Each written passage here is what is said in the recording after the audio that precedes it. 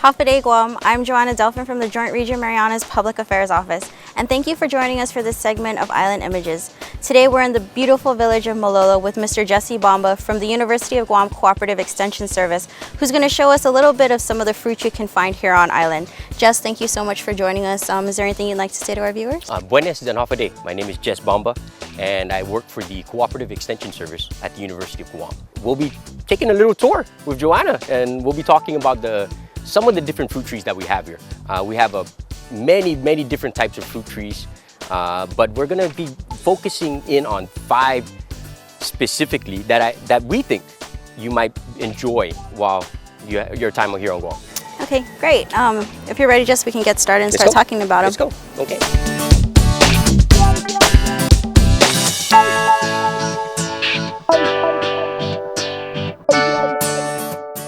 Let's start here. Okay, great. This is Sinigueles. That's the local name. The common name is called Spanish plum. Very distinctive the way this tree fruits is. The fruits develop on the stem rather than on the leaf, or rather than at the point of the leaf. This is a very the specific time that these fruit mature are only 2 to 3 months out of the year. So the rest of the year, you can have a tree that has no leaves. It drops its leaves every once in a while. And then during the fruiting part of the year, it develops flowers, fruit, and then leaves.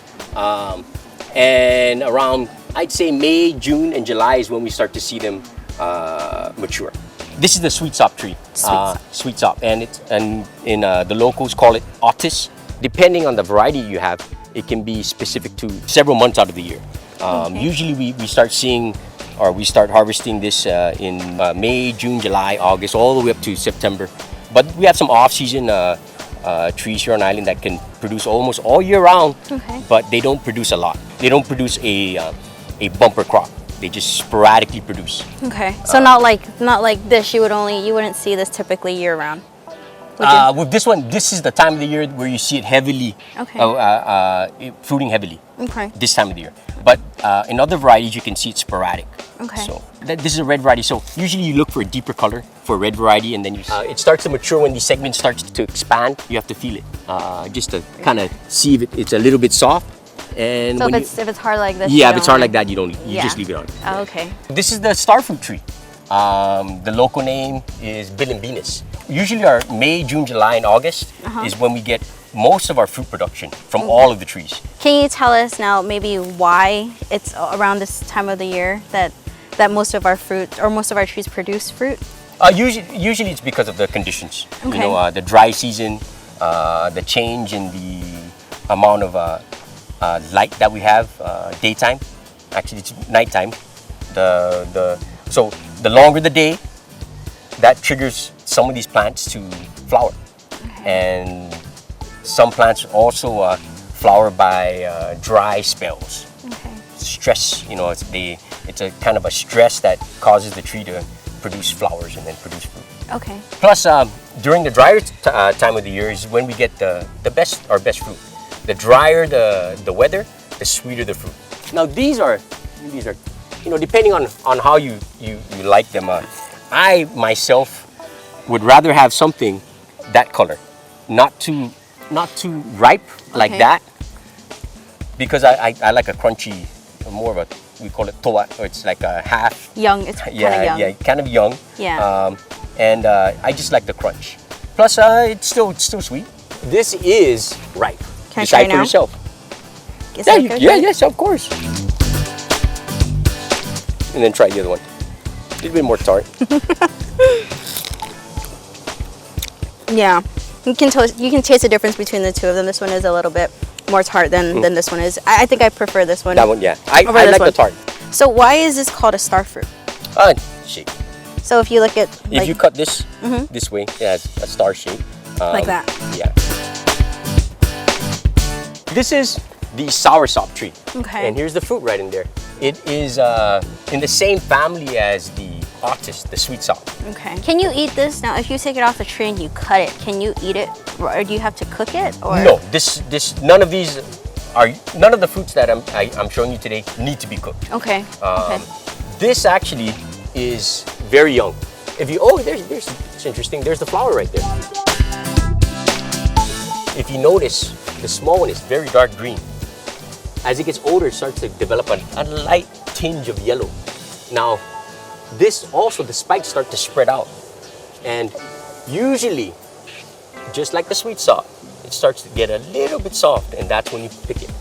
So Jess, we're under a huge canopy of mango trees. Can you Yes. talk to us a little bit about mangoes on Guam? Because everyone knows you can kind of find them on the side of the road, driving through the villages and stuff like that. So what can you tell us about mangoes here on Guam? Well, mangoes here, it's very diversified. Like I said earlier, we probably have hundreds, maybe thousands of different varieties because of the ways that people plant them. If they plant them from seed, you're going to get a variation and you're going to have your own variety.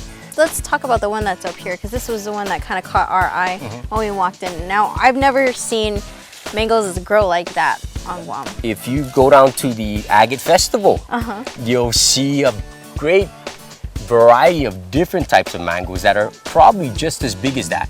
To me, the size and the color, it plays a role in how we look at the mango.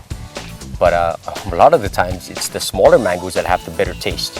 So how can you tell if a mango is ripe? Because these ones that we see here they're still on the tree, they're very green. Yeah. What do you look for when you're... Well, first off, if I know the variety, we can almost guess when it's going to be ready. One way you can tell if the mango is ready is if it's not exposed to the sun. Okay. You can look at the color. It turns a lot lighter yellow, light green. Some will start to turn crimson red, light yellow, depending on the type of variety.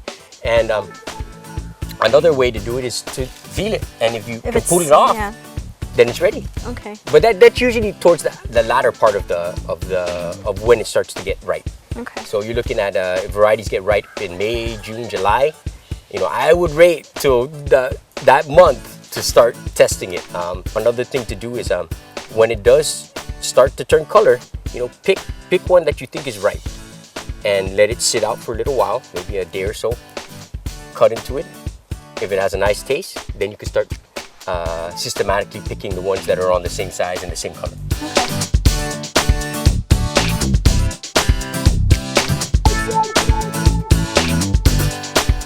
I know here we have, and over there we have, it's a fruit chart? Yes. We wanted to educate our people of Guam on what is in season, the month, the time of the year, when can you expect it. Okay. And by making this chart, we gave them at least a benchmark of what to expect in the next few months. Well, that's our show for today, Guam. Thank you for joining us for this segment of Island Images. I'd like to thank Mr. Jesse Bamba again. Jess, thank you for showing us around the experiment station and the different types of fruits that we have on island. I'm sure there's a lot more out there that we hadn't covered today, but for the ones that you have shown us, thank you so much. Is there anything you'd like to share with our viewers? Jesus Mossy, Joanna, for coming to our station. I'd like to thank your viewers for checking out your program and getting updated on the activities that we have here on the island. I'd like to leave with one or two last words is if you can, buy fresh and buy local. Tune in next time as we explore more of our island. Adios. Adios.